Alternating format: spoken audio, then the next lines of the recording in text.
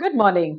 मैं हूं doctor Roli Bantia, senior consultant and laparoscopic surgeon. आज हम बात करेंगे एक बहुत ही इंपॉर्टेंट टॉपिक के बारे में। आजकल बहुत देखा गया है कि बार बार हमारे पास पेशेंट्स आते हैं, यंग लड़कियां आती हैं स्पेशली, जो ये कंप्लेन लेके आती हैं कि मेरे को बहुत ज्यादा पीरियड्स में पेन होता है। यूजुअली उनका पेन जो होता है वो पीरियड्स के पहले स्टार्ट होता है, पूरे पीरियड्स में कंटिन्यू रहता है और पीरियड्स के बाद भी कंटिन्यू रहता है। दूसरा मोस्ट कॉमन चीज जो हमको सुनने को मिलती है वो मिलती है कि जैसे जैसे मेरे पीरियड्स आते हैं पर मंथ मेरे जो है पेन बढ़ता ही जा रहा है डॉक्टर। कभी कभी पहले वो पीरियड्स के दौरान रहता था, अब वो पूरी साइकिल में रहने लग गया है। बहुत सारे लोग ये कंप्लेन लेके आते हैं कि मेरी मेंस्ट्रुअल साइकिल्स का फ्लो बढ़ गया है और उसके साथ में जब मुझे पीरियड्स आते हैं तो पेन होता है और मेरे को पेनफुल मोशंस भी पास होते हैं। So welcome everyone. Today we are going to talk about a very important topic which is endometriosis.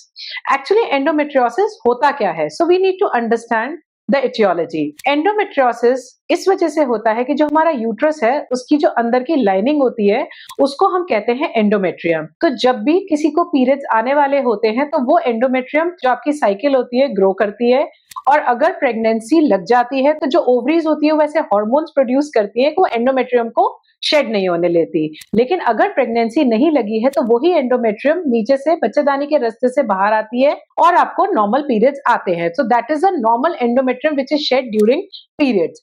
कभी कभी लोगों में ऐसा भी होता है कि ये एंडोमेट्रियम नीचे से बाहर आने के बजाय ट्यूब्स के द्वारा होते हुए ओवरी फेलोपियन ट्यूब से बाहर निकल के ओवरीज पे, यूट्रस पे और आजू बाजू के और भी जो जितने टिश्यूज होते हैं उनमें डिपॉजिट हो जाती है, जिसकी वजह से और वो बिहेव बिल्कुल उसी की एंडोमेट्रियम की तरह करती है जैसे कि हमारे बच्चेदानी के अंदर की एंडोमेट्रियम होती है। यानी कि जैसे साइकिल आगे बढ़ेगी एंडोमेट्रियम मोटी होगी, अगर प्रेगनेंसी नहीं लगती तो एंडोमेट्रियम पीरियड्स के फॉर्म में शेड ऑफ होगी।